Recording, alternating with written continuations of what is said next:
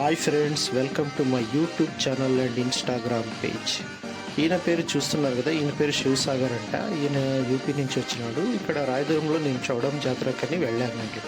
So అక్కడ ఫస్ట్లో ఆయన మీట్ అయ్యానమాట. ఆయనకి ఐస్ క్రీమ్ దుకాణం ఉంది. సార్ మీరు కొద్దిగా మా దాంట్లో వ్యాపారం చేయాలి.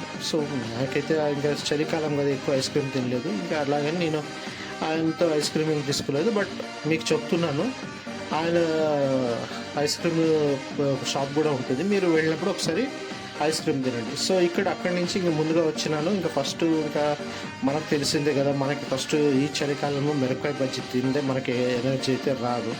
సో మిరపకాయ బజ్జీ తిన్నాను అనమాట. చాలా తక్కువ, 10 రూపాయలకి 3 వచ్చింది. సో ఆ తర్వాత ఇంకా జాతరలో చూడండి ఏమేమి పెట్టినారో సామాన్ అని. మనం సిటీలో షాపింగ్ చేసిండొచ్చు, ఏదంటే ఇప్పుడు ఆ ట్రాఫిక్లో వెళ్ళి ఏదో ఒక ప్లేస్లో మళ్ళీ అక్కడ తిరగాలంటే మనకి విసుగు వస్తుంది. అయితే చిన్నూరులో అలా కాదు కదా. రాయదుర్గంలో ఇప్పుడు రాయదుర్గం కావచ్చు, ఏ ఊరైనా కావచ్చు, చిన్నూరులో ఒక జాతర జరిగిందంటే మనకి చాలా ఆనందంగా ఉంటుంది. ఎందుకంటే మనం ట్రాఫిక్లో అంత టైం స్పెండ్ చేసే అవసరం లేదు.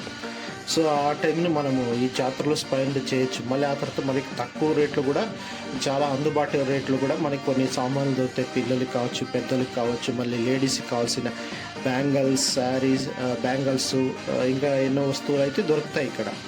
సో అప్పుడప్పుడు మనకి లైఫ్ ప్రశాంతంగా ఉండాలంటే మన ఊర్లో జరిగే జాతరలు కూడా మనం వస్తూ ఉండాలి. ఇప్పుడు మనకి సిటీ లైఫ్లో మనము వర్క్, ప్రెజరు అన్నీ ఉంటాయి.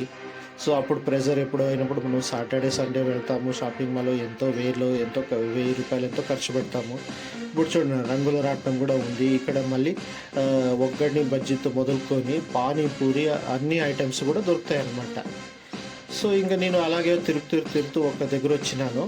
ఇక్కడ చూడండి, వీళ్ళు న్యూ కరావళి ఐస్ క్రీమ్స్ అంట. సో వీళ్ళంటే కర్ణాటక వాళ్ళు ఇక్కడ పెట్టుకున్నారనమాట ఐస్ క్రీమ్ షాపు.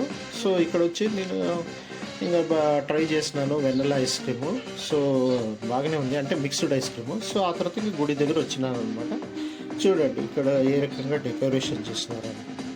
సో మీకు కూడా అప్పుడప్పుడు కొంచెము ఇలాగే వస్తూ ఉండండి. వచ్చి మీ ఊర్లో జాతరలు అన్నీ బాగా ఎంజాయ్ చేయండి.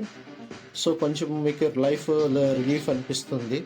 సో ఇలాంటి మరెన్నో విషయాల కోసం నా యూట్యూబ్ ఛానల్ సబ్స్క్రైబ్ చేసుకోండి. Thank you.